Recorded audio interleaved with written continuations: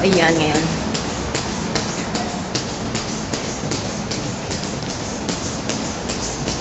After ng ating work, syempre, ano pang gagawin, edi magpa-part-time naman tayo.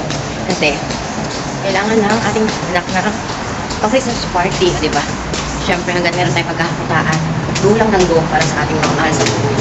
So, ayan lang, magkakapunta na ako dun sa meet-up place namin kasi maggagawa tayo ngayon. Hindi na lang meron tayong mga friend na may part-time, eh sinasama tayo. Di ba? So, siya, go lang tayo kasi bakasyon na rin naman tayo sa school. Kaya, pwede tayong mag-work sa labas para may extra income, o di ba? Yan ang Abu Dhabi. Kahit pagod mga kabagang, okay lang yan, laban pa rin. Yan ang buhay OFW. Lahat kakayanin para sa mga anak at sa pamilya. Salamat, pinakits mamaya. At ayan na mga kabagang, andito na tayo, papunta na tayo sa ating part-time, o diba, ang ganda ng building, magkarugtong. Diyan tayo magpa-part-time today as gawa server mga kabagang. So ganyan ang aking buhay dito sa abroad bilang OFW. Kapag wala kaming pasok sa aking regular work, eh syempre, ano pa bang gagawin? Eh di, kumayod, rumakit kung saan pwedeng rumakit para at least may pandagdag tayo sa ating panggastos at padala sa ating mga anak. So ayan mga kabagang, malapit na tayo.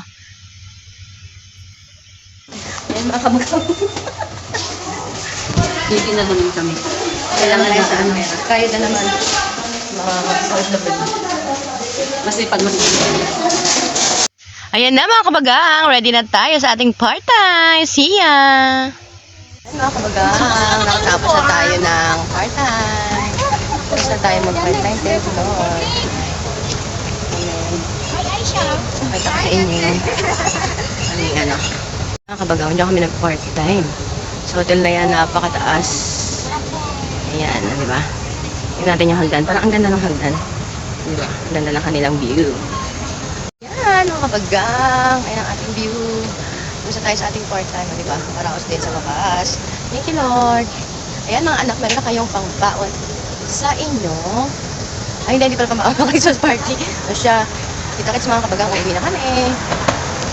Ayan mga kabagang, shoutout sa aking mga kasama, si Minchin at si Lynn. Tapos na ating part-time at tayo uuwi na mga kabagang.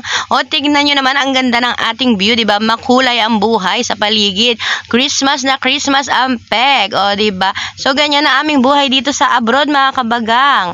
Pagkatapos ng ating hirap, eh meron namang sarap. Syempre sarap, it means meron tayong kinita. So ayan mga kabagang, kita-kits ulit tayo sa mga susunod nating adventure. O, diba? Dora ang peg. Thank you!